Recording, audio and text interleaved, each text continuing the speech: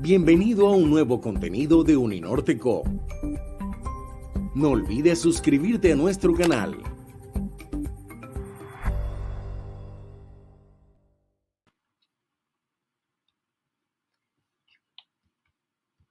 Buenos días, mi nombre es Natalia Rueda y me complace darle la bienvenida al Resource Day de Ingenierías, evento diseñado para compartir con todos ustedes nuestros programas investigativos con inscripciones abiertas y las investigaciones que allí se realizan.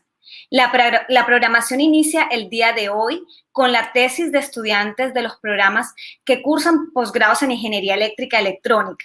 Si desean asistir a otras charlas de otros programas de maestría y doctorado, no duden en ingresar a la página exclusiva de nuestro evento que dejaremos aquí en el chat. O si desean recibir mayor información de nuestros programas de posgrado, no duden en seguir las cuentas que dejamos en pantalla, nuestro correo electrónico y adicionalmente nuestras redes sociales.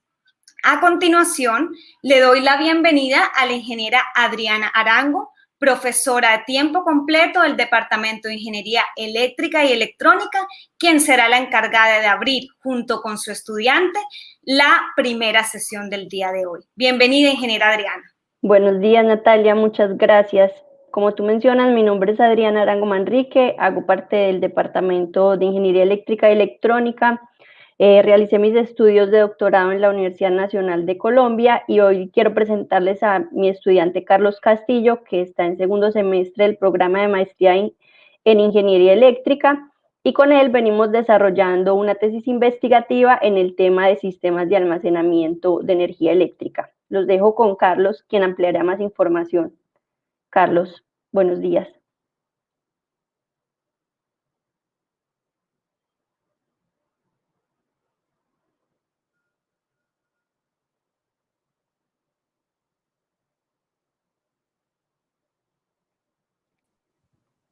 Buenos días, profe.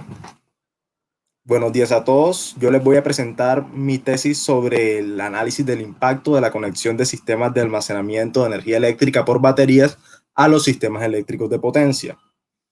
Entonces, bueno, como ya dijimos, mi asesora es la profesora Adriana Arango y vamos a mostrarle primero que todo algunos antecedentes.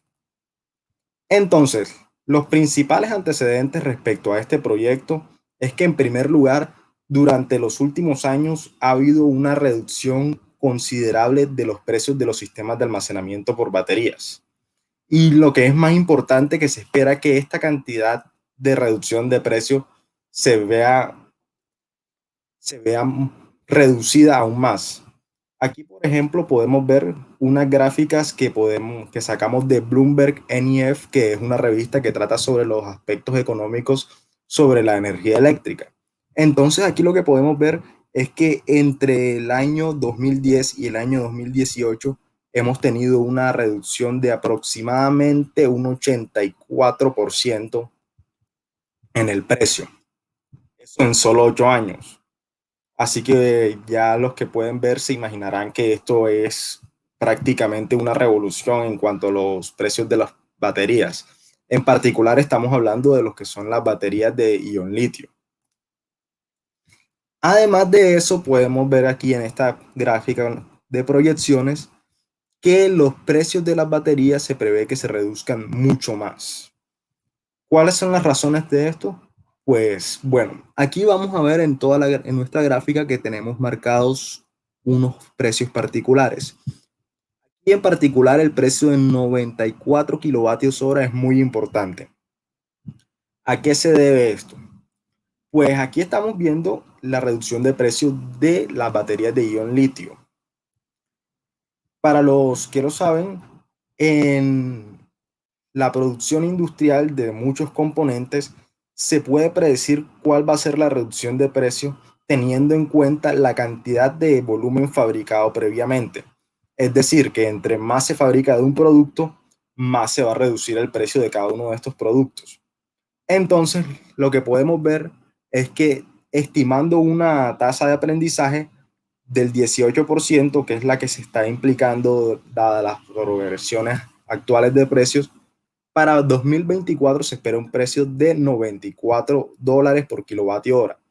Este precio es muy importante debido a que gracias a este precio se puede esperar que para ese mismo año los vehículos eléctricos alcancen la paridad de precios con los vehículos a combustión interna.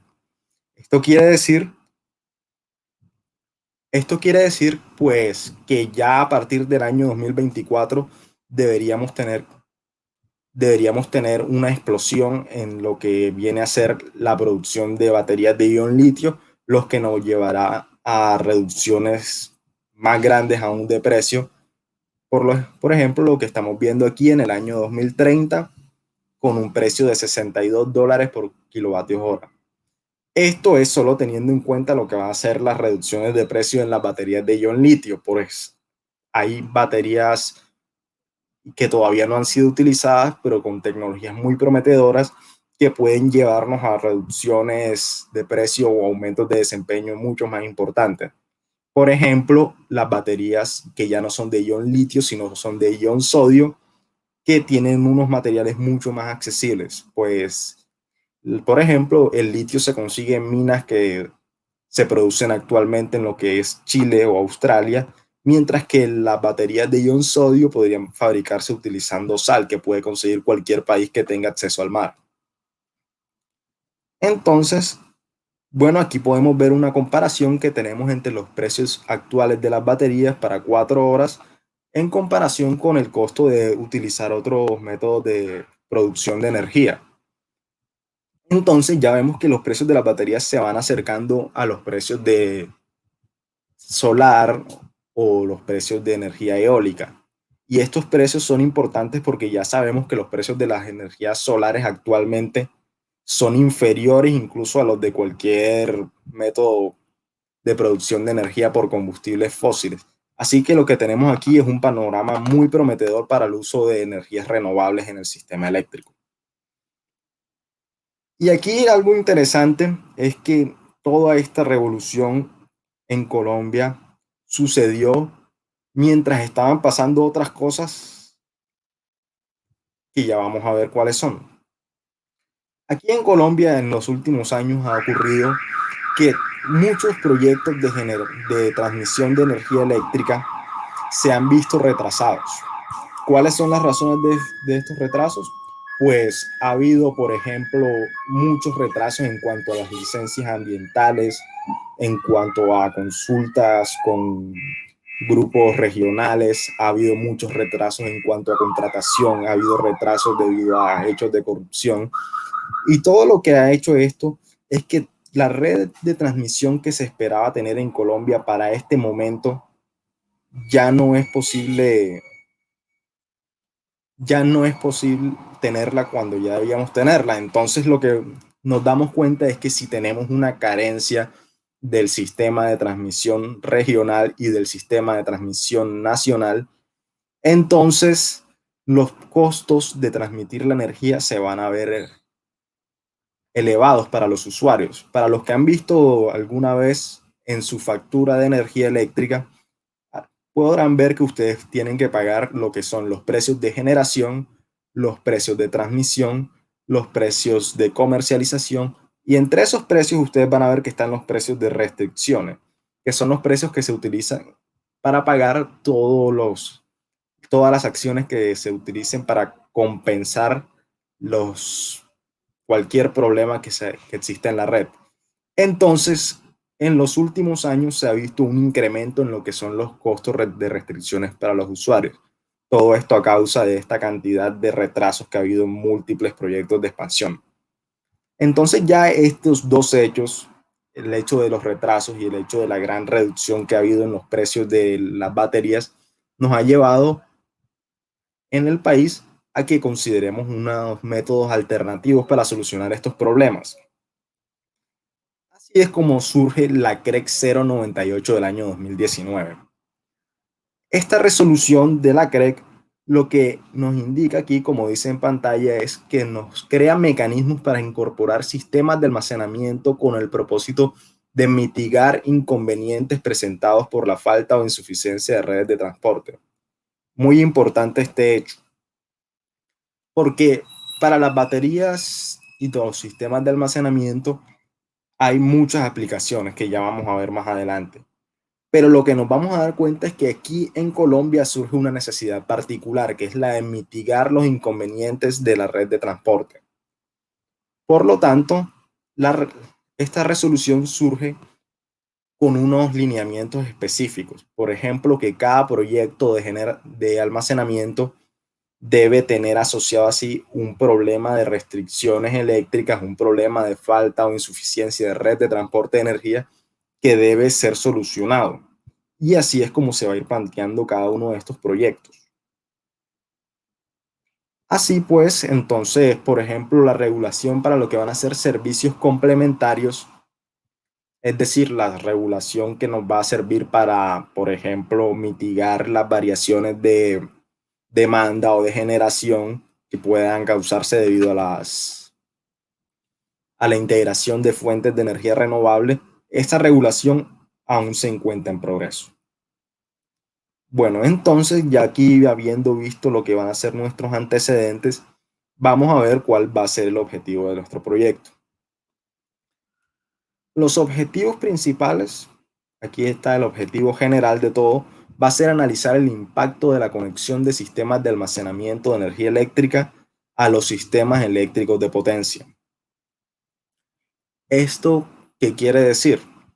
Que nosotros aquí en la universidad lo que vamos a intentar va a ser evaluar cuál va a ser el impacto, ya sea en las tensiones, en la estabilidad transitoria, en muchos otros factores que va a causar es esa integración que se va a hacer aquí en Colombia de sistemas de almacenamiento de energía eléctrica.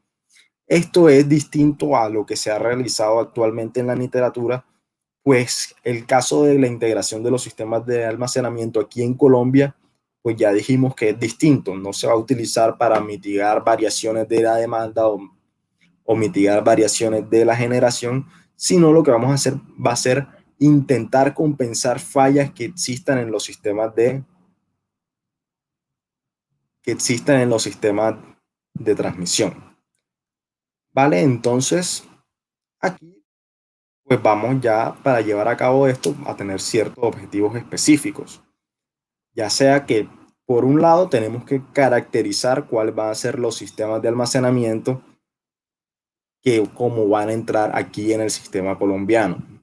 Es decir, que nosotros no podemos tener en cuenta cómo van a utilizarse con otras aplicaciones, no. Lo que nos importa va a ser cómo entran los sistemas de almacenamiento en el sistema colombiano. Y entonces vamos a tener otros objetivos como analizar el impacto para el control de restricciones eléctricas, estudiar la estabilidad transistoria del sistema, es decir, qué tan resiliente es nuestro sistema ante fallas, ante caídas de líneas, ante salidas de generación o deslastres de carga. Y también lo que vamos a hacer es definir una metodología que nos permita optimizar cómo se va a ubicar y dimensionar cada uno de estos sistemas de almacenamiento, pues para que tenga una aplicación realista. Ok, entonces aquí, bueno, vamos a pasar estas diapositivas que ya van a ser las acciones para llevar a cabo cada uno de los objetivos. Y lo que quiero mostrarles a ustedes va a ser cuáles van a ser, bueno, primero que todo, nuestros alcances, que es, por ejemplo, que nosotros vamos a realizar una validación del proyecto mediante un software. Es decir, que nuestro proyecto en este momento no va a pretender ser aplicado en un sistema experimental. Otra va a ser que nuestras restricciones operativas va a ser lo que va a ser las cargas de las líneas o de los transformadores, o que el impacto en estabilidad transitoria se evaluará pues lo que va a ser la tensión y la frecuencia del sistema. Y finalmente vamos a hacer aquí un resumen del estado del arte respecto a las aplicaciones y uso de las baterías. Así que aquí, por ejemplo, vemos que tenemos 4 tipos de aplicaciones principales para lo que van a ser las baterías y los sistemas de almacenamiento por batería. Que van a ser las instantáneas, que ellas sirven principalmente para controlar la calidad de la energía, que no haya variaciones instantáneas de frecuencia, que no vaya a haber cambios drásticos en ninguna de las características que definen nuestra calidad de la energía. Vamos a tener aplicaciones de corto plazo, que van a ser las aplicaciones que son para, por ejemplo, suavizar lo que es la salida de las plantas eólicas, que ellas tienen muchas variaciones debido a la variabilidad innata del viento, pero entonces estas se pueden utilizar para hacer que la salida de las fuentes eólicas sea mucho más controlada. Que ellas puedan otorgar una cantidad fija de energía.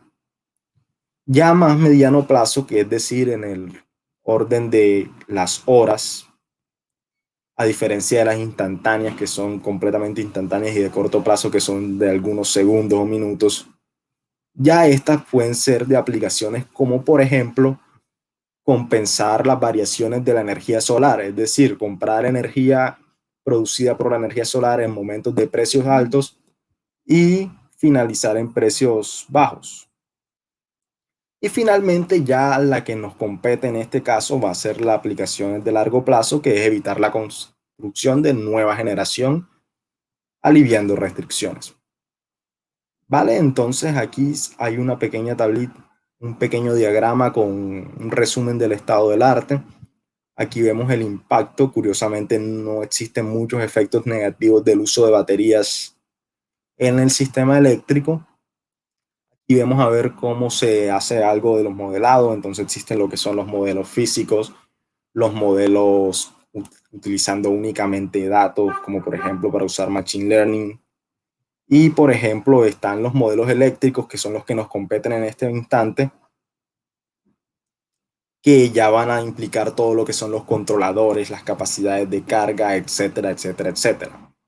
Y ya existen lo que son los modelos de optimización, que se pueden utilizar para aplicar las baterías, que son los métodos heurísticos, los algoritmos genéticos, que están muy de moda últimamente, que aunque, bueno, los algoritmos genéticos implican una cantidad de teoría asociada a ellos para poder aplicarlos correctamente, teniendo en cuenta el problema en cuestión. Y esto juntándolo con lo que van a ser, por ejemplo, los métodos de Monte Carlo o las simulaciones de Markov. Así que, bueno, aquí se muestra un poquito lo que ya se ha hecho en estos 2 meses del proyecto. Se ha avanzado más bien únicamente en el estado del arte. Y bueno, muchas gracias a todos. Los invito a revisar las redes sociales del programa de posgrado de ingeniería y muchas gracias por todo.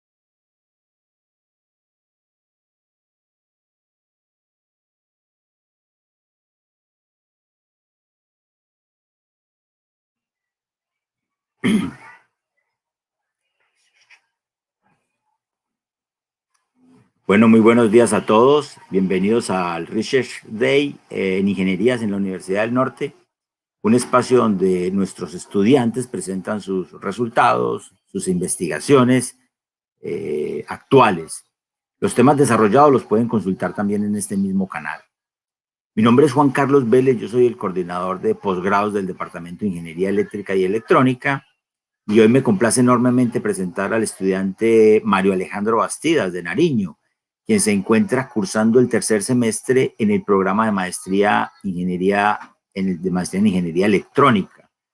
Con él hemos venido desarrollando un tema muy interesante, muy aplicado a la agricultura, ¿sí? Es Machine Learning para detectar, clasificar enfermedades en los cultivos de arveja. Entonces los dejo con el estudiante para que amplíe más esta información y este interesante tema tan aplicado a la realidad colombiana.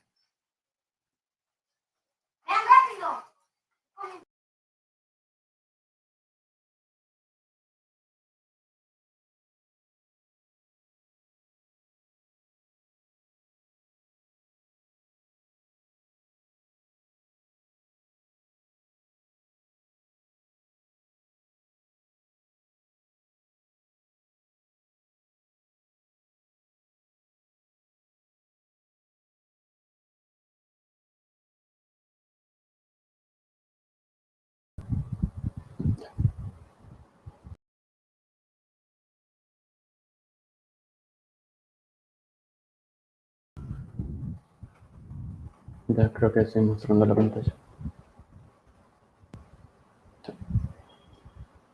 Bueno, buenos días a todos.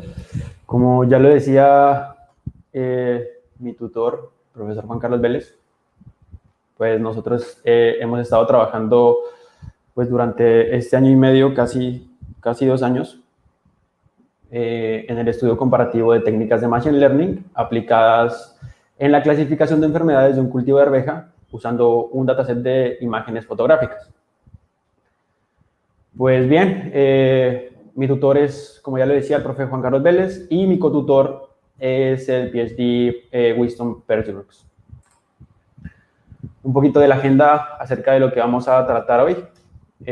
Pues el tiempo es un poquito corto, pero bueno, vamos a intentar hacerlo de la mejor forma. Primero vamos a hacer una contextualización del problema, digámoslo así, de lo que nos llevó justamente a hacer esta investigación. Vamos a hablar un poquito del cultivo de arveja. Y luego vamos a dar una solución del problema usando pues técnicas de Machine Learning. Bien, pues como igual lo dijo el profesor Juan Carlos, yo vengo del departamento de Nariño. Gané una beca de la Fundación Ceiba, pues es una beca de regalías justamente del departamento que se dio entre 2016 y 2019. Es decir, que mi proyecto pues está enmarcado en ese rango de tiempo. Y bueno, hicimos una propuesta en conjunto con la Universidad del Norte, salimos favorecidos. Justamente en esa propuesta pues tratamos algunos temas, como ya lo decía el profesor, que digamos incluyen la agricultura y a temas que se manejan hoy en día como lo es el Machine Learning. Bien, entonces yo quería mostrarles este cuadrito. ¿Por qué? Porque el departamento de Nariño, digamos, es uno de los departamentos o un departamento en Colombia que, digamos, su producción o su economía pues la basa en la agricultura. Bien, entonces, enfocándonos ya en el cultivo de arveja, nos damos cuenta aquí en este cuadrito que el departamento de Nariño, ¿sí? Que es este azulito, como azul petróleo, no sé, produce y digamos que abastece la mayoría de departamentos o algunas ciudades importantes en Colombia, como Bogotá, Bucaramanga, Cali, ¿sí? En el caso de Cúcuta, digamos que no, porque lo abastece el norte de Santander, pero en sí la mayoría los abastece el departamento de Nariño. Y bueno, por ahí digamos que hubo esa motivación para escoger ese cultivo. Dentro de la contextualización, pues también podemos encontrar algunas, digamos, estadísticas importantes. El departamento produce digamos, anualmente un promedio de 50.242 toneladas. Cultiva 16.000 hectáreas anuales y eso da, digamos, para un porcentaje del 42% nacional, como ya lo estábamos viendo en la anterior gráfica. ¿Qué pasa? Que a pesar de que el departamento, digamos, produce muchísimo o tiene mucha producción de arveja y las hectáreas pues son muy grandes, todavía siguen habiendo pérdidas. Estas pérdidas se pueden considerar, digamos, entre el 50 y el 70%, y esto pues daría un valor de 40.320 millones, digamos, anuales, que podrían verse pues desfavorecidos en la producción o en la economía del departamento. Bien, entonces este es el punto donde nosotros queremos atacar. Normalmente el control de plagas y enfermedades pues se lo hace usando pesticidas, ¿sí? Pues digamos que es el experto, el que conoce el cultivo y realiza este procedimiento de control. Bien.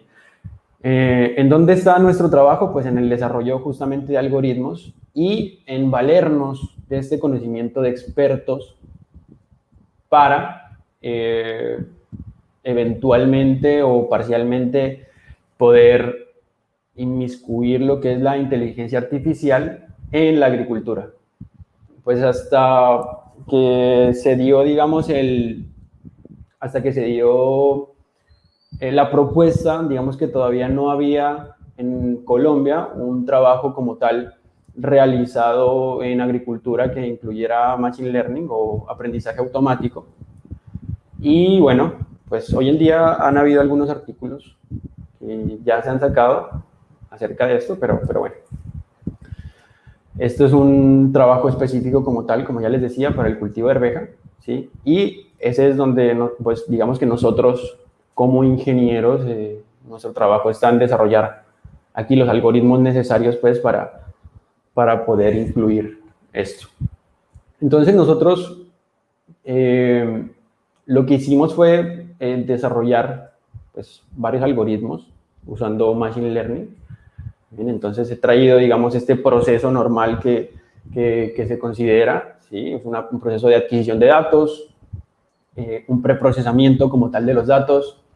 Luego vamos a hacer una pequeña selección o extracción y selección de características. Vamos a entrenar esos algoritmos. Vamos a validar, ¿sí? Justamente con unos datos. Y luego, pues ya vendría finalmente, digamos, una etapa de puesta en producción de los datos. Bien.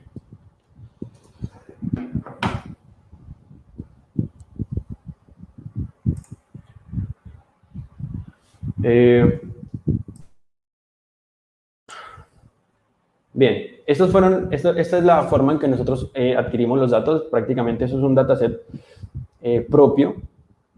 Sí, nosotros, pues ustedes como pueden ver aquí en pantalla, digamos que fuimos a los cultivos a tomar las fotografías pertinentes de las enfermedades que encontramos. Estos cultivos se encuentran, uno es en el Sena, en Nariño, y el otro está en el corregimiento de Mapachico. Son surcos, bueno, son cultivos que están tutorados y estos son, pues como se ven los surcos. Lo que hicimos fue tomar o arrancar cada hojita y hacer prácticamente un pequeño estudio, ¿sí? Donde, pues, con algunos protocolos que tuvimos en cuenta, tomamos las imágenes y creamos nuestro propio dataset, como ustedes lo pueden ver en la parte derecha. Esto prácticamente se hizo el año anterior. Luego viene una etapa de preprocesamiento. Aquí en el preprocesamiento nosotros lo que intentamos hacer es identificar cuál es la región de interés que se quiere o los datos que se quieren mostrar al algoritmo para el aprendizaje. Entonces lo que nosotros hicimos fue enmascarar esto primero, ¿sí? Enmascararlo, digamos, convertirlo en binario, ¿sí? Para que se vea entre blanco y negro simplemente, y luego pues, hacer una convolución para obtener esa región de interés pues que sería prácticamente la enfermedad que estaría presentando cada una de las imágenes. Esta es una enfermedad conocida como ascoquita. Y bueno, eso fue lo que se hizo en la parte de preprocesamiento de los datos. Luego de esto, pues venimos con la extracción de características. Entonces, ¿qué hicimos en la extracción de características? Pues basados en el estado del arte y también teniendo en cuenta las recomendaciones que nos hizo el experto, pudimos, digamos, extraer características de color y otras características de textura. Bien, entonces aquí, en este gráfico que ustedes ven en la parte pues, superior izquierda, tenemos las características de textura, pero haciendo un análisis de componentes principales, ¿sí? Ahorita les explico pues, qué es eso. Ese análisis pues, nos permite, digamos, ver las características que obtuvimos en 2 dimensiones, que sería pues prácticamente, bueno, aquí alcanzamos a ver que trazando algunos hiperplanos podríamos dividir esto. Igualmente estas son características en HCB, estas que ustedes ven en la parte derecha son en RGB, yo voy a colocar aquí un puntero. Estas son en RGB, ¿sí? Estas son características texturales, de textura, pues donde se tiene en cuenta entropía. Estas salen por la matriz de concurrencia de grises.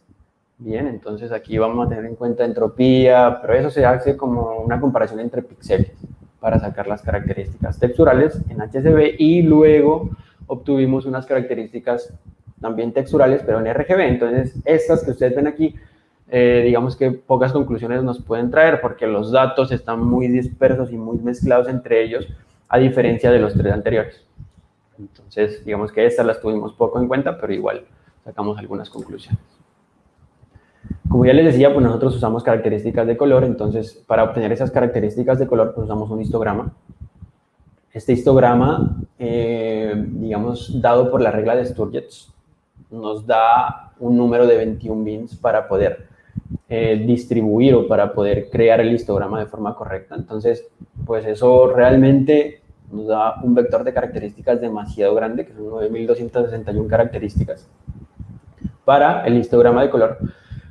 Nosotros lo que hicimos primero, pues bueno, listo, abrimos esta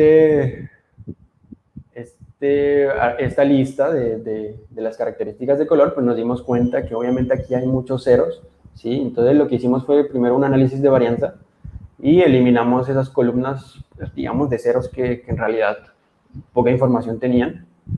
Ahorita nos vamos a dar cuenta de pronto en el entrenamiento del algoritmo cuáles son los cambios.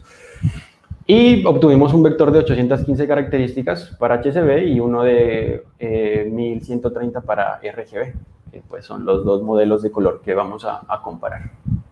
Igualmente las de textura, pues esas simplemente son 13 características que están dadas por Haralick, donde se tiene en cuenta lo que ya les decía, promedio, contraste, bueno, otras características texturales que se pueden tener en cuenta ahí.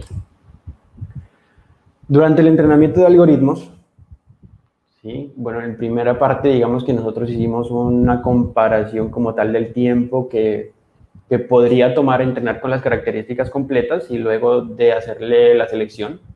Bien, entonces nos damos cuenta de que, bueno, aquí hay una reducción, por ejemplo, en SVM, teniendo en cuenta esta dimensión de datos, el tiempo que toma y la reducción que se puede llegar a dar, manejando los mismos valores de la exactitud, porque sería 98.13 de exactitud, que sería pues lo conocido como el accuracy, que estaría muy bien, ¿sí? Teniendo en cuenta también que los datos son, se me va a descargar, teniendo en cuenta que los datos son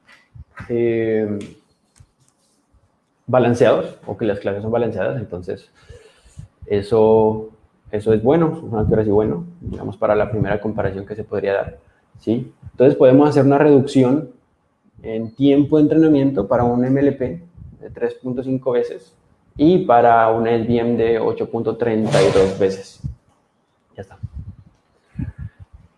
Eso en cuanto al color de HCB, que digamos es como el más representativo en los dos, ¿sí? También se da lo mismo en RGB y en textura. O sea, digamos que esa reducción de características es, pues, digamos, se realizó con éxito.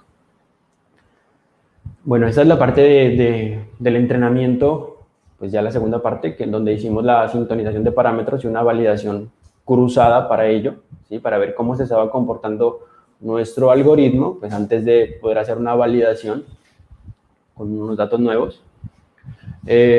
Como ya les decía, el dataset es balanceado, entonces digamos que una de las métricas que en primer lugar se tuvo en cuenta fue la exactitud o la accuracy.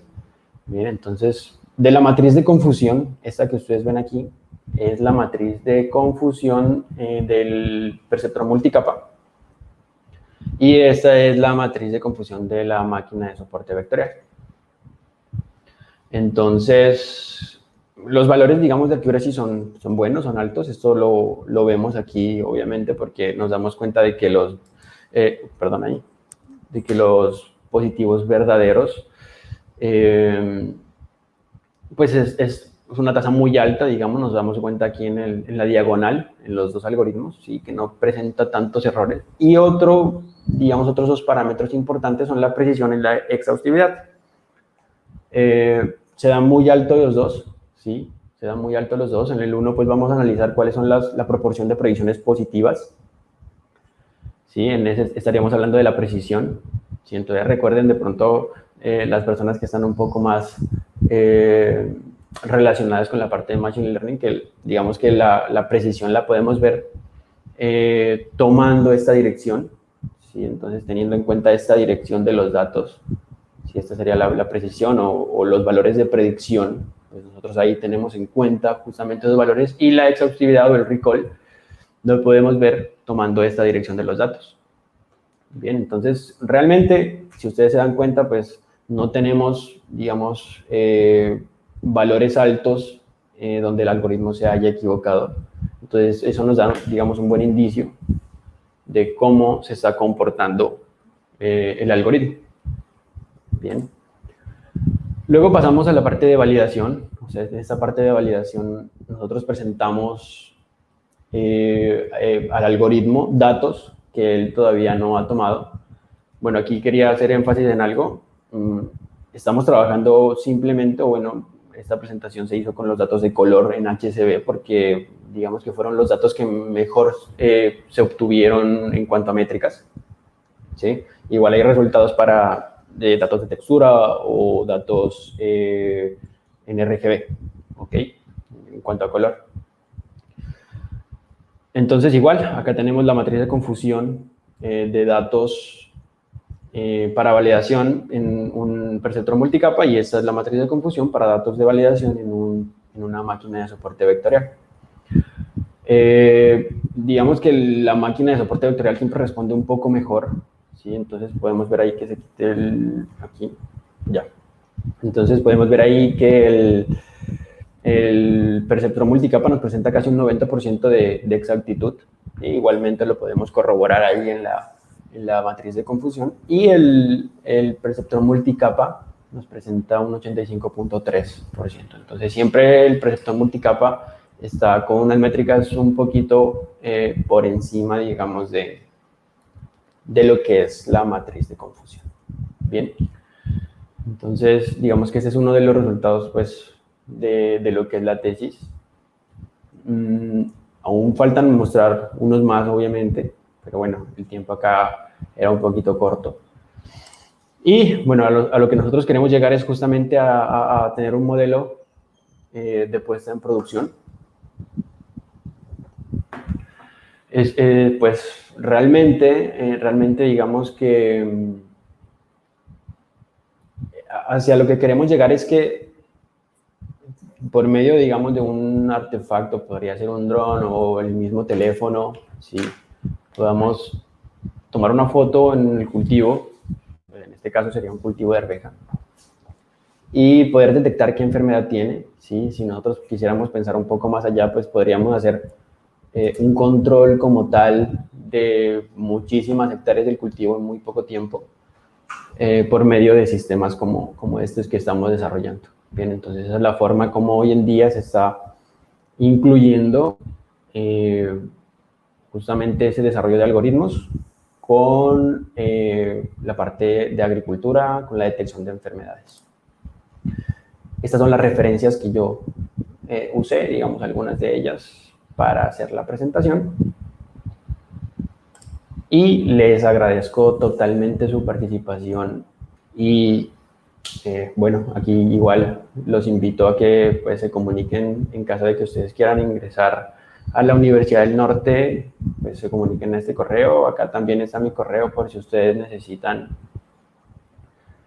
tienen alguna duda, alguna pregunta respecto a la presentación, pues acá está mi correo igualmente. Les agradezco y que tengan buen día.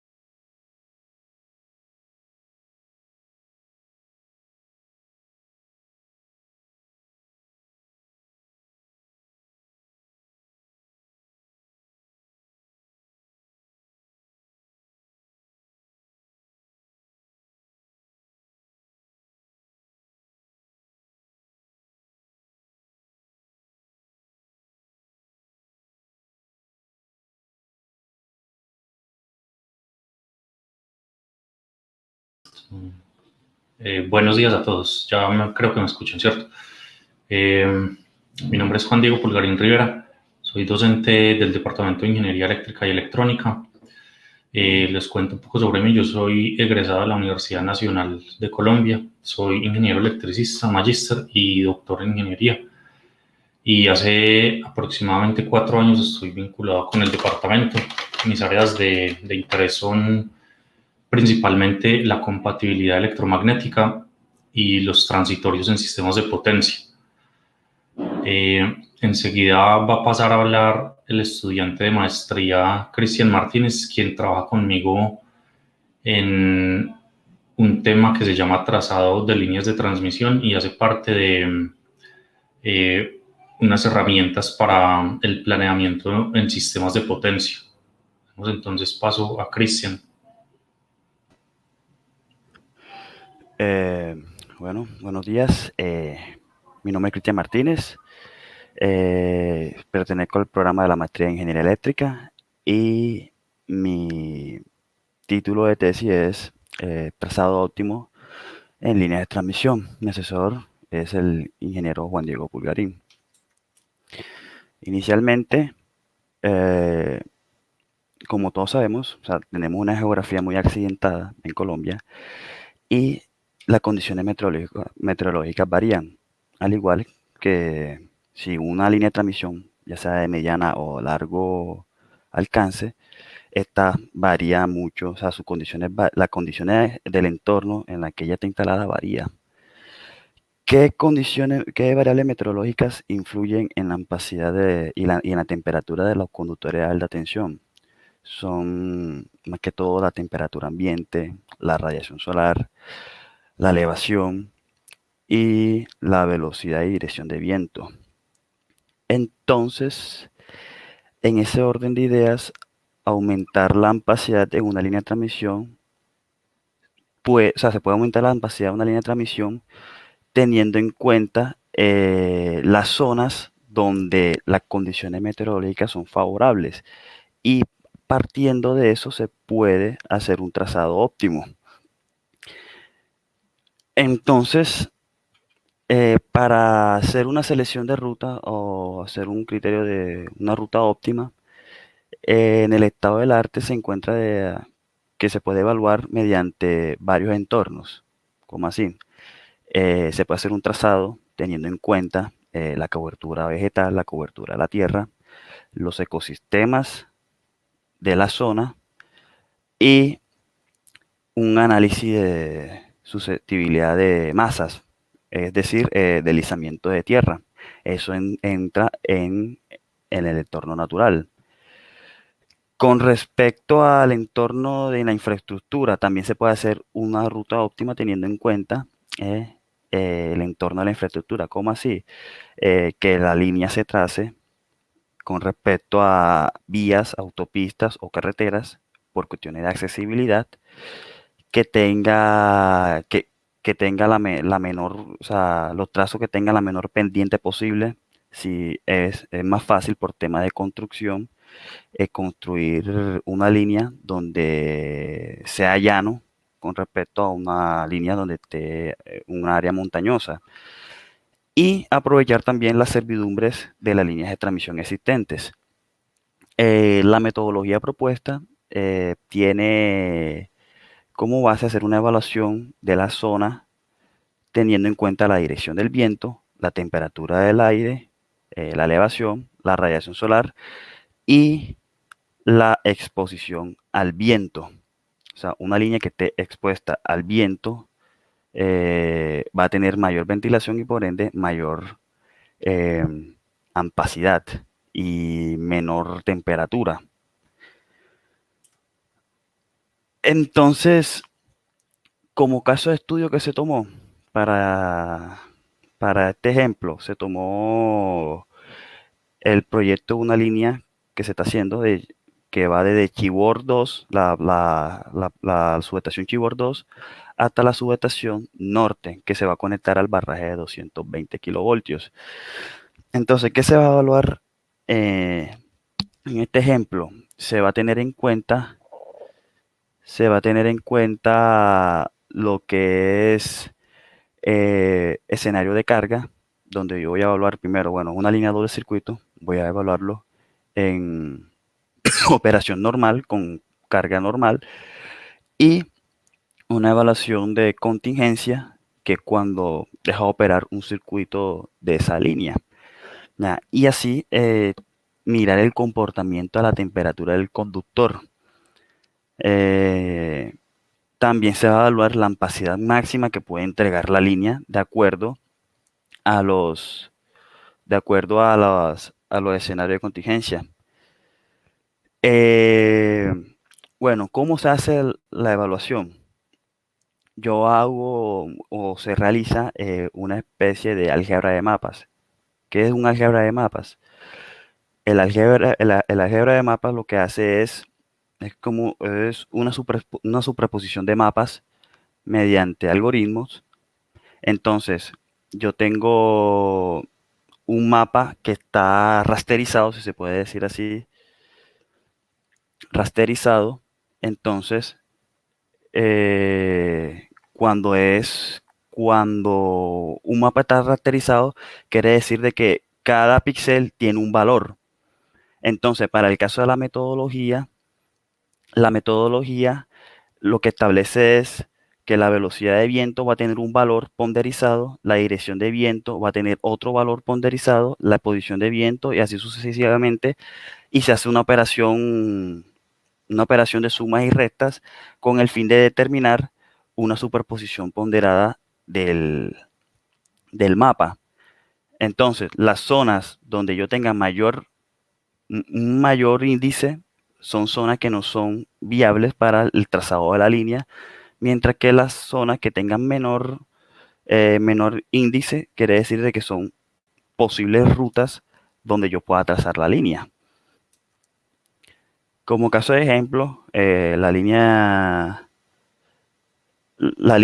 Chibor 2 Norte se genera tres alternativas. Una alternativa natural, como lo planteé inicialmente, una de infraestructura y la metodología propuesta. La metodología propuesta es la ruta de color verde.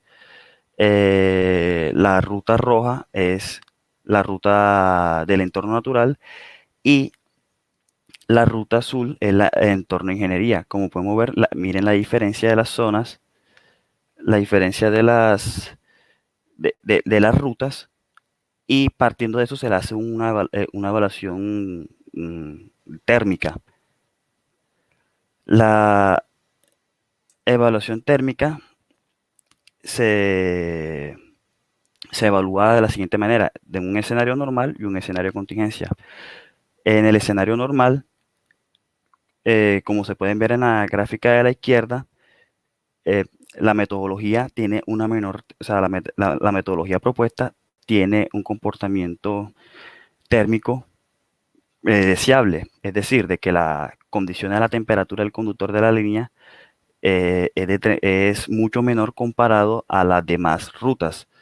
Como podemos ver, el entorno de la infraestructura tiene una temperatura alrededor de los casi 35, 36 grados con respecto a la metodología propuesta, que tiene una temperatura de 31 grados, casi llegando a los 30 grados. Cuando se evalúa el escenario de contingencia, que está operando un circuito, vemos que la metodología propuesta tiene un comportamiento deseable, es decir, de que es una mejor opción comparada con las mejores opciones, con las otras opciones de la infraestructura natural el entorno de infraestructura. Como podemos ver, el entorno de infraestructura tiene un comportamiento en promedio de casi 37 grados comparado al entorno de la metodología, que tiene un comportamiento casi de 30 grados. ¿Esto qué quiere decir? La temperatura del conductor tiene un efecto significativo en lo que es la catenaria, en el comportamiento de la catenaria y la flecha del conductor, y a la misma vez tiene una afectación mecánica en las estructuras, en este caso las torres que soportan la línea. También un comportamiento mecánico del conductor tiene cierta inferencia. Entonces, con esta gráfica quiero decir que la metodología propuesta, eh, como eh, trazamos la línea donde hay un mejor comportamiento térmico, esto se ve en manera positiva en la temperatura del conductor. Y de la misma manera se evalúa la ampacidad de la línea. La ampacidad de la línea comparando con las tres rutas, la metodología propuesta tiene una mejora en el comportamiento térmico. ¿Cómo así? Eh, la, la, la ruta del entorno natural y la ruta del entorno de la infraestructura tienen una ampacidad máxima de entre 1300 a 1200 amperios, mientras que la metodología propuesta tiene una ampacidad máxima de casi de 1550 amperios. Quiere decir de que la ruta generada, la ruta verde, tiene un comportamiento térmico eh, positivo significativamente. Estas son las diferencias que existen entre las dos metodologías. Y esto se hace con el fin, partiendo del análisis de un modelo de optimización, una función de optimización donde mi costo es los costos en temperatura del conductor y en maximizar la ampacidad de la línea de transmisión. Y eso es todo por hoy, en mi presentación. Si necesitan alguna información, se pueden comunicar a los posgrados de la ingeniería. Este es el correo y las redes sociales. Muchas gracias.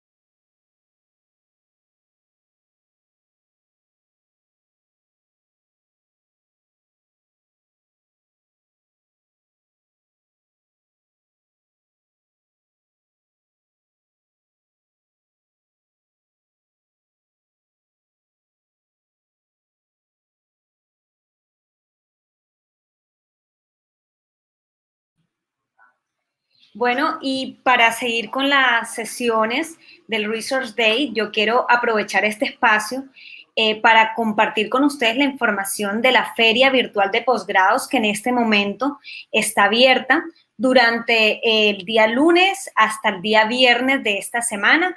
Todas las personas interesadas en inscribirse tanto en maestrías como en doctorados pueden participar de esta feria y quedar exentos del pago de la inscripción. Vamos a compartir a través del chat el link para que todos ustedes puedan inscribirse y no solamente inscribirse a los programas de posgrado, sino también pedir una asesoría personalizada, ya sea con la parte académica, administrativa o financiera. En este caso y en este evento, en la Feria de Posgrado, la Oficina de Financiamiento Estudiantil también está brindando todo el apoyo para aquellas personas que desean formarse a nivel de posgrado el próximo semestre. Primer semestre del 2021 ya tenemos 14 programas con inscripciones abiertas. La División de Ingeniería ofrece maestrías investigativas, maestrías profesionales y doctorados. Entre nuestro portafolio de las maestrías profesionales, el Departamento de Ingeniería Industrial de la Universidad del Norte ofrece la maestría en Ingeniería Administrativa. El Departamento de Ingeniería de Sistemas y Computación ofrece la maestría en Gobierno de Tecnología Informática y el Departamento de Ingeniería Civil y Ambiental ofrece la maestría en Ingeniería Ambiental. Estos programas de corte profesional tienen duración de 4 semestres académicos y las asignaturas se llevan a cabo los fines de semana, viernes y sábados. Adicionalmente, todos los departamentos de ingeniería ofrecen maestrías investigativas, como su nombre lo dice, un corte investigativo, tienen duración de 3 semestres académicos y las que actualmente tienen inscripciones abiertas son maestría en Ingeniería Industrial, maestría en Ingeniería Civil, maestría en Ingeniería de Sistemas y Computación, maestría en Ingeniería Mecánica, maestría en Ingeniería Eléctrica y maestría en Ingeniería Electrónica. Adicionalmente, contamos con los 5 programas de doctorados con inscripciones abiertas. Cada departamento de ingeniería cuenta con al menos un doctorado. Entonces, sean todos bienvenidos también a este evento que estamos llevando a cabo paralelamente, que es la Feria Virtual de Posgrados, y también recordarles a todas las personas que desean conocer y ahondar un poco más acerca de la temática ambiental, los invito también al evento que tendremos este viernes a las 2:30 de la tarde a través de YouTube. Vamos a compartir con ustedes una charla con el coordinador académico, el ingeniero Carlos Pacheco, así que esta semana pues tendremos evento completo. En el Resource Day de Ingenierías, que ese es el evento que estamos llevando a cabo a través de este canal, vamos a estar todos los días de esta semana presentando las diferentes investigaciones que nuestros estudiantes de maestrías y doctorados están realizando junto con sus tutores, profesores de tiempo completo del departamento, de su departamento. Así que prepárense porque el día de hoy, lunes, tendremos también jornada de la tarde con todas las investigaciones del Departamento de Ingeniería Eléctrica Electrónica. El día de mañana, martes, seguiremos con los posgrados de mecánica, miércoles con los posgrados de civil, jueves con los posgrados de industrial y finalizaremos el día viernes con los posgrados de ingeniería de sistemas y computación. Así que a través del chat estaremos compartiendo no solamente la información de este evento, sino todos los eventos que vamos a tener durante toda esta semana. Ahí en pantalla pueden revisar nuestras redes sociales. Estamos en Instagram como Posgrados Ingeniería UN y también tenemos abierta una cuenta de LinkedIn como Posgrados Ingeniería de la Universidad del Norte. No olviden también escribirnos a nuestro correo electrónico que también ven en pantallas por si desean una asesoría personalizada. A todos muchas gracias y en pocos minutos estaremos también con la última sesión de la jornada de la mañana con los posgrados de Ingeniería Eléctrica y Electrónica.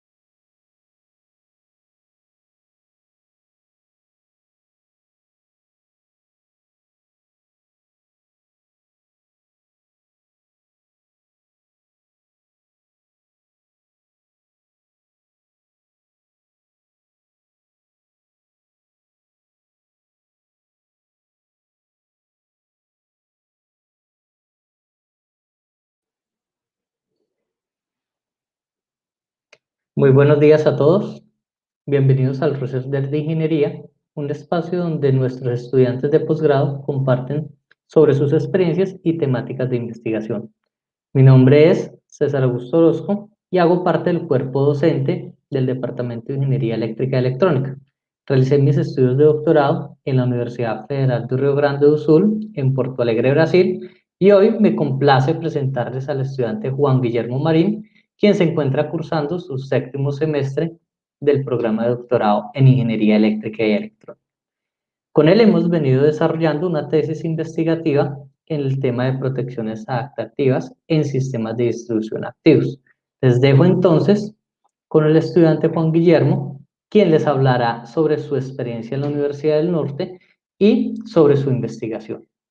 Bueno, muchas gracias por su atención y Juan Guillermo, por favor, continúa con la presentación.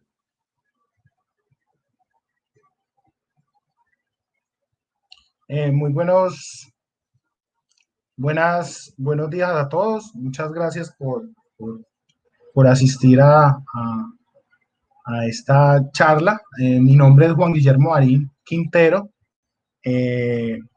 Yo soy magíster en Ingeniería Eléctrica de la Universidad Tecnológica de Pereira y llevo 3 años y medio ya realizando mi programa doctoral en la Universidad del Norte, ¿sí? El doctorado en Ingeniería Eléctrica y Electrónica. Pues, ¿qué es importante acá decir? Yo inicié en el año de junio del 2017, entonces llevo acá 3 años, estoy en 3 años y medio, estoy en 7º semestre, estoy trabajando con los doctores Juan Carlos Vélez y César Augusto Orozco en mi título de tesis denominado Protección Adaptativa para Sistemas de Distribución Activos usando información local, ¿sí? La experiencia ha sido muy enriquecedora. Me parece que la universidad tiene todos los componentes necesarios para respaldar al estudiante. En el caso mío, pues yo me gané una beca con una convocatoria de Colciencias. Eso fue, pues, como les dije, hace 3 años y medio. Digamos que para mí ha sido un poco la experiencia más enriquecedora porque pues yo soy una persona que vengo del interior del país.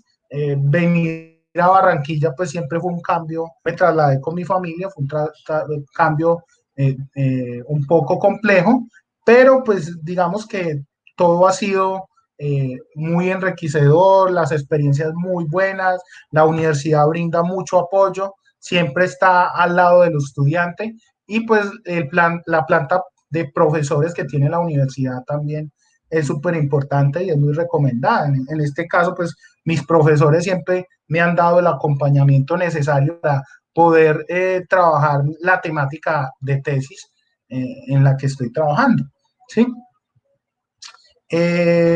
Entonces, eso era como que antes de empezar y hacer la presentación, pues quería como romper el hielo hablando como de mi experiencia aquí en la universidad, ¿sí? Y como para invitarlos también a ustedes que puedan en algún momento optar por la universidad, ¿sí? Entonces, vamos a empezar con algunos aspectos generales, ¿sí? De lo que tiene que ver con toda la experiencia que yo he tenido en la universidad.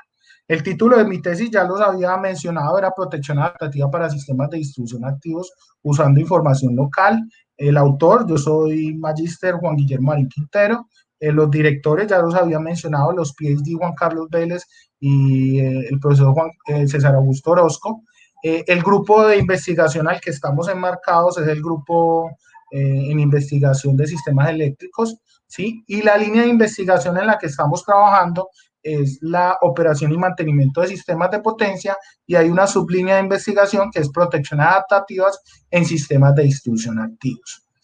Fecha de inicio del doctorado fue en julio del 2017 Y la beca, pues como les dije, fue una convocatoria de Colciencias, en este caso es la convocatoria 757, y ahora pues ya que es el ministerio, MinCiencias o el Ministerio de Ciencias. Estoy en séptimo semestre, el otro año ya culmino, si Dios quiere, toda mi carrera doctoral y finalizo pues con la pasantía respectiva,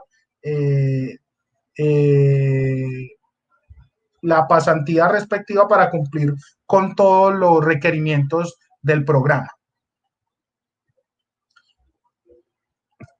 Entonces vamos a empezar ya de lleno pues con todo el tema que he venido trabajando en mi programa, ¿sí? En mi programa doctoral y en mi tesis doctoral, ¿sí? Y quiero pues como enmarcar de dónde inicia todo lo que hemos venido trabajando. Esto inicia desde los sistemas de distribución, ¿sí? Los sistemas de distribución son sistemas en los cuales nos encontramos los usuarios, estas casitas que ustedes ven, o algunas fábricas, ¿sí? Y estos sistemas en los últimos años han venido presentando algunos cambios o una introducción de nuevos elementos que han cambiado el paradigma de cómo se venían operando estos sistemas a nivel internacional y, bueno, a nivel global, mejor dicho. Estas redes de distribución se han venido o han venido introduciendo lo que son la generación distribuida y temas como el almacenamiento de energía. En el caso de la generación de distribuida, estamos hablando que se han venido proliferando lo que son fuentes de energía renovables no convencionales, como lo son, aquí podemos observar la energía fotovoltaica o la energía eólica, las que aprovechan, en el caso de la fotovoltaica, la irradiación solar para generar, o en el caso de la eólica, aprovecha la velocidad del viento para mover las aspas de un molino.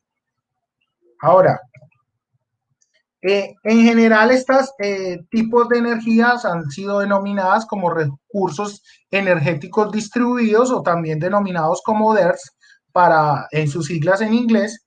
Y esto ha implicado, o sea, la inclusión de todos estos elementos ha implicado que la forma de operar de los sistemas de distribución tradicionales cambie.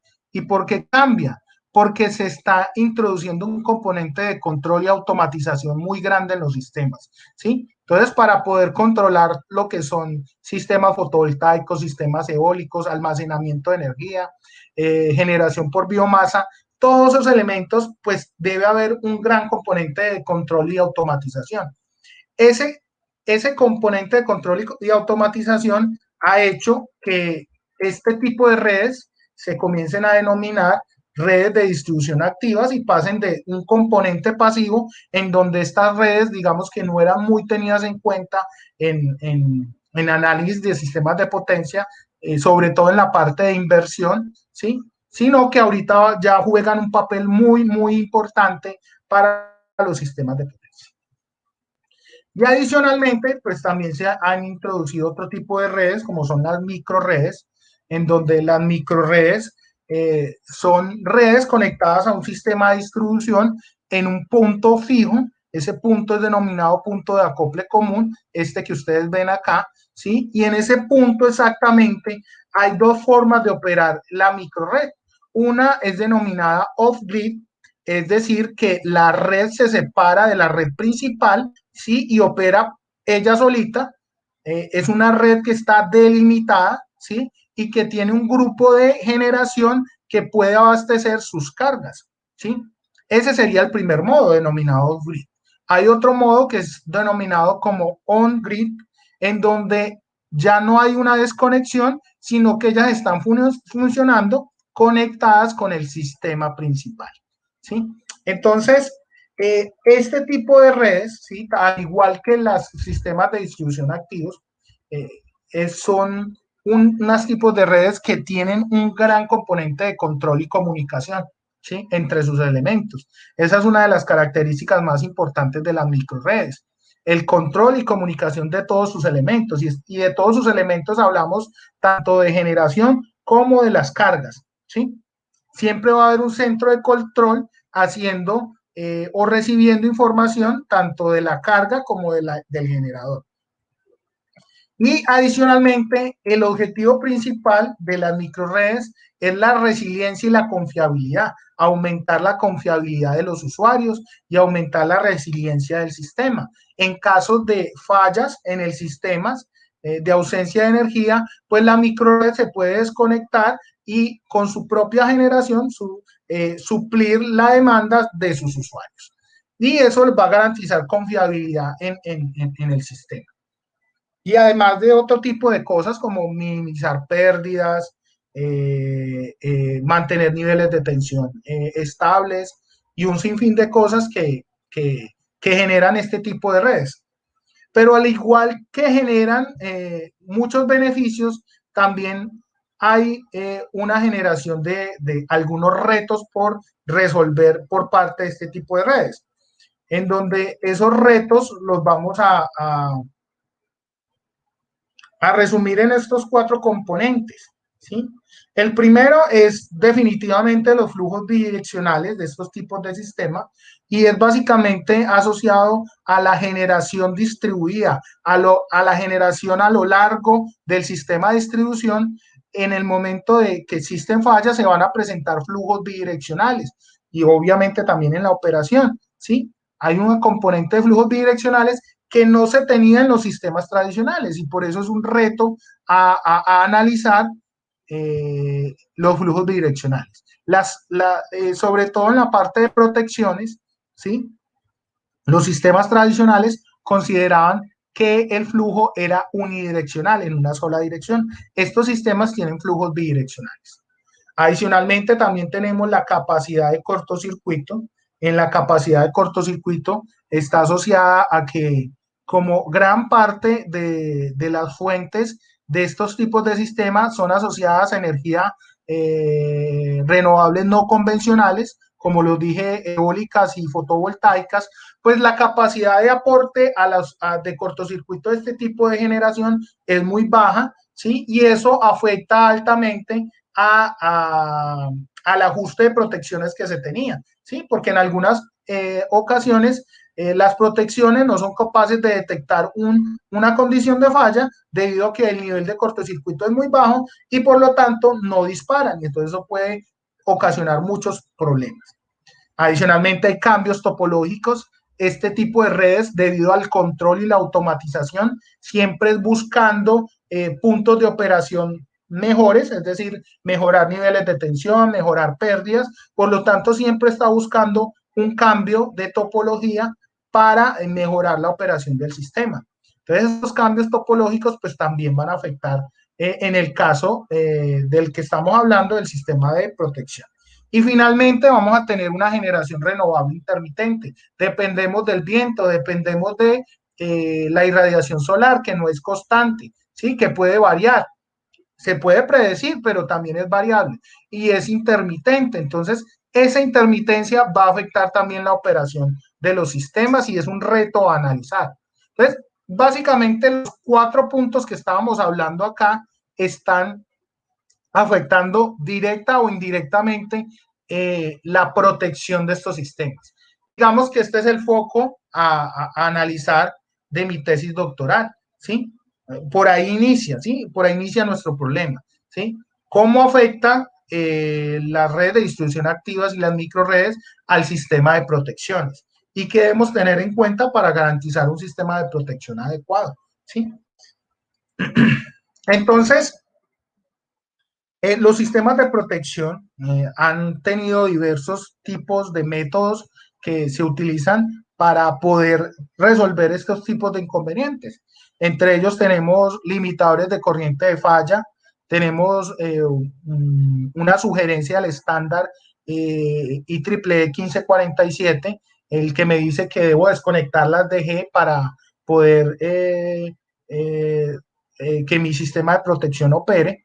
Tenemos relés de múltiple ajuste, es decir, relés que tienen diferentes condiciones de ajuste para diferentes operaciones.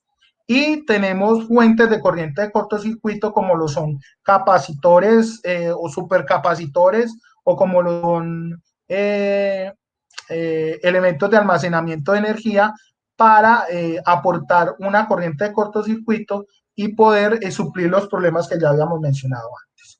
Pero hay una técnica o una metodología que es la que presenta una mayor aceptación por parte de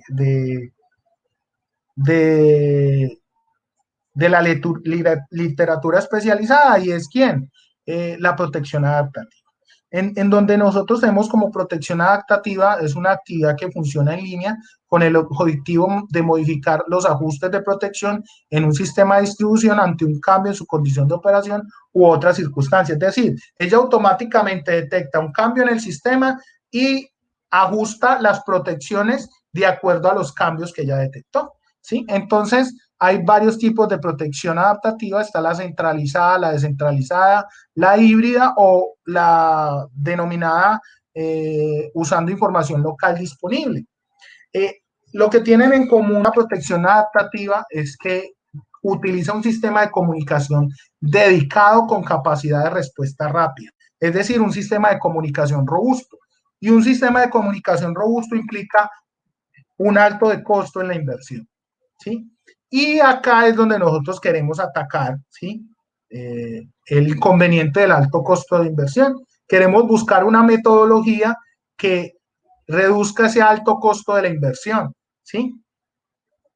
Entonces, lo que queremos proponer es una metodología que pueda, que no necesite un sistema robusto de comunicación, ¿sí? Tan complejo de comunicación, sino que desde el mismo punto en donde ella está protegiendo, pueda a través de la corriente y de la tensión que ella está sensando, pueda determinar condiciones de falla o condiciones de no falla en el sistema. Y adicionalmente, pues pueda mandar la señal en caso de una condición de falla al circuito, ¿sí? Al interruptor asociado y abrir el sistema para despejar la falla, ¿sí? Esto lo queremos hacer pues cumpliendo con todos los requerimientos que exige una protección, que es la selectividad, la sensibilidad y la velocidad en la operación, ¿sí? Entonces, ¿qué buscamos? Buscamos una metodología de protección adaptativa para redes de distribución activas y microredes que utilice como abordaje el uso de información local, con el principal objetivo de reducir al mínimo la utilización de infraestructura de comunicación. Entonces, ¿eso cómo lo vamos a hacer? Con unos dispositivos acá. Este dispositivo sería un dispositivo electrónico inteligente, ¿sí? Un dispositivo que va a estar en la capacidad de sentar diferentes condiciones, de determinar diferentes condiciones del sistema, ¿sí? Y va a ser trabajado a través de inteligencia artificial y técnicas de aprendizaje de máquina, ¿sí? Vamos a hacer un entrenamiento a este dispositivo para saber las condiciones del sistema y saber cuándo él debe operar y cuándo no debe operar, ¿sí? Adicionalmente, vamos a buscar garantizar la coordinación entre los dispositivos que están presentes en todo el sistema. Como ustedes pueden ver, acá solo tenemos una línea, ¿sí? Estamos protegiendo una sola línea. Estamos protegiendo una sola línea en el inicio y en el final de la línea. Pero pues un sistema de distribución, como ustedes lo vieron más en las primeras diapositivas, observamos que hay diferentes tipos de líneas, diferentes tipos de cargas de generación. Entonces, el sistema es mucho más complejo y lo que queremos es hacer una coordinación de todos los elementos.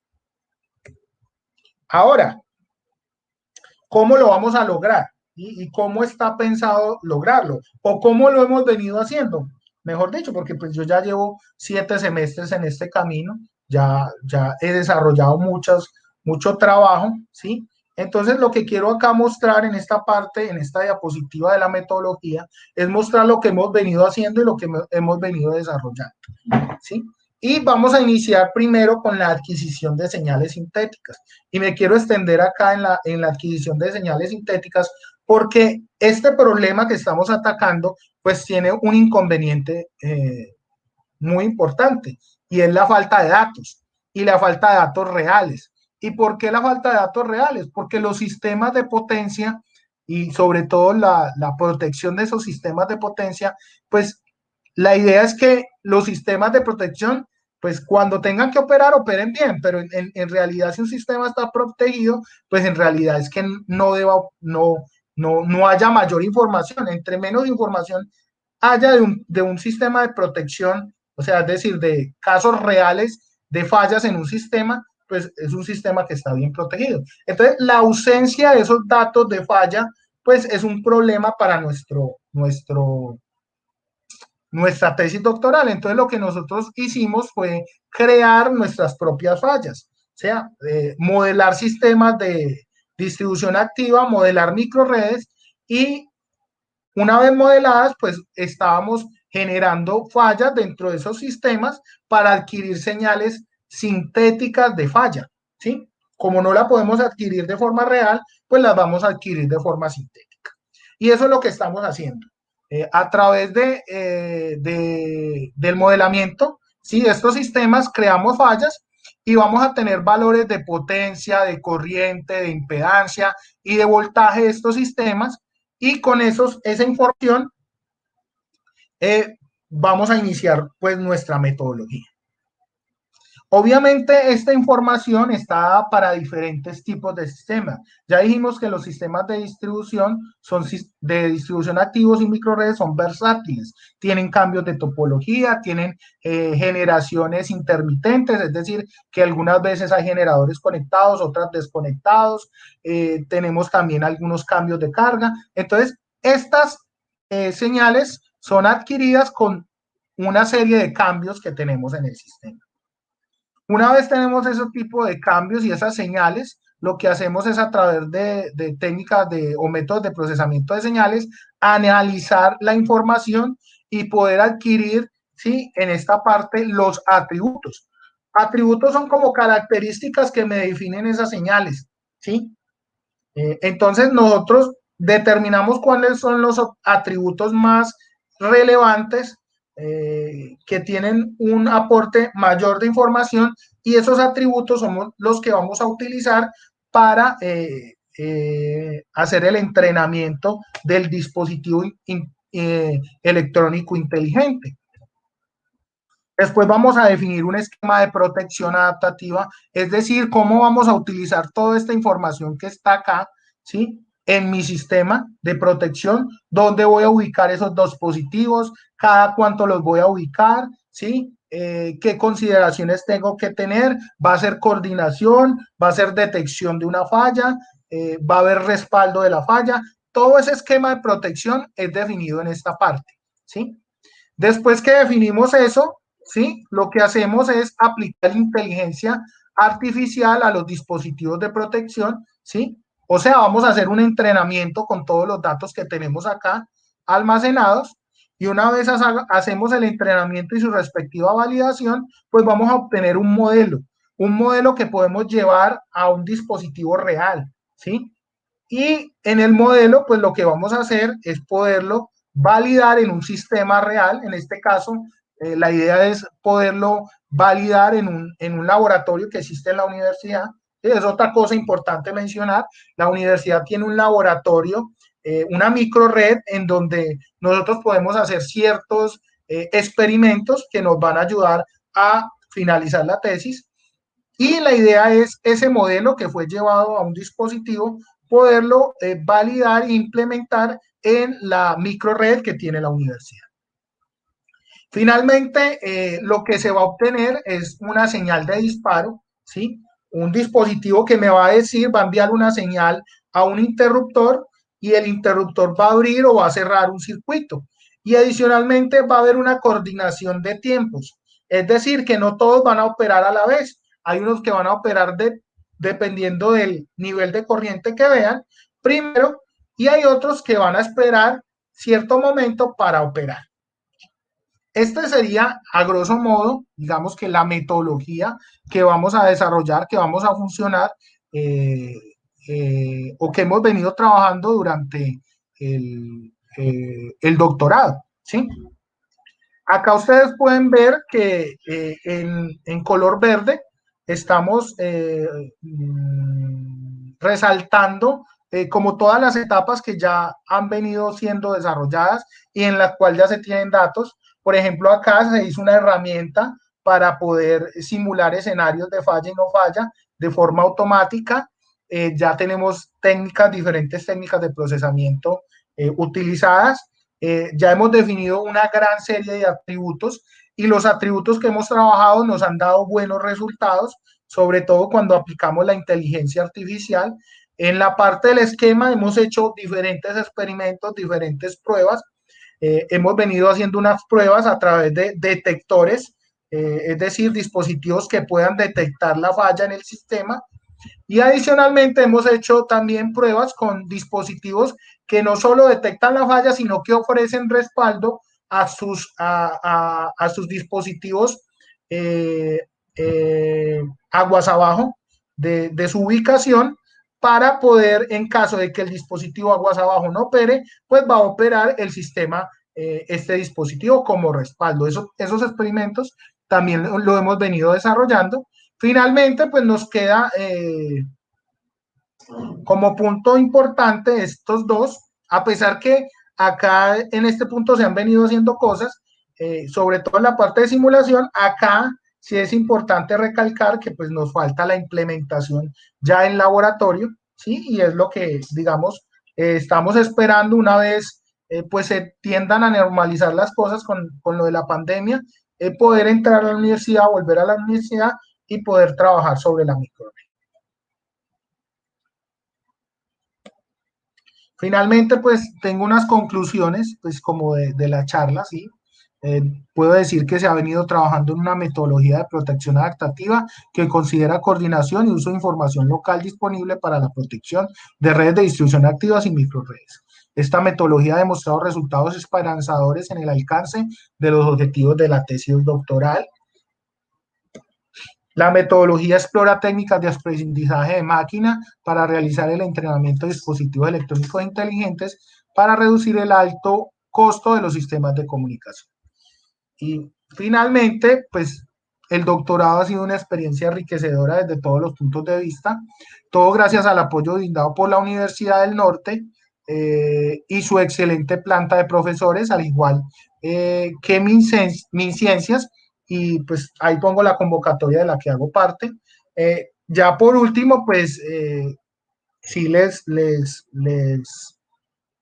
extiendo la invitación a todos los que están viendo este live para que tomen la opción de la universidad, sobre todo el doctorado de Ingeniería Eléctrica y Electrónica, el cual cuenta con profesores de alto nivel, ¿sí? Y el cual hemos venido desarrollando muchas investigaciones adecuadas a lo que requiere en estos momentos el mundo y lo que se va a ver más adelante en la implementación de sistemas inteligentes. Muchísimas gracias, Juan Guillermo, por tu intervención. Con la intervención de Juan Guillermo hemos cerrado la jornada de la mañana del primer día del Research Day, donde se presentaron todas las investigaciones, bueno, algunas, no todas, las investigaciones de estudiantes de maestrías investigativas y doctorados en el área de ingeniería eléctrica y electrónica. Adicionalmente, quiero cerrar esta sesión invitándolos a todos ustedes a seguir participando de este evento. En la jornada de la tarde iniciaremos desde las 3 p.m. con más investigaciones en esta área y, como les había comentado anteriormente, estaremos toda la semana brindando información, no solamente de las investigaciones, sino también de todas las inscripciones y todos los programas que actualmente están abiertos para que ustedes puedan formarse con nosotros a nivel de maestrías y doctorados en el área de ingeniería. Así que a todos, muchas gracias y nos vemos en la tarde. Los siguientes contenidos de Uninorte.co te pueden interesar. No olvides suscribirte a nuestro canal.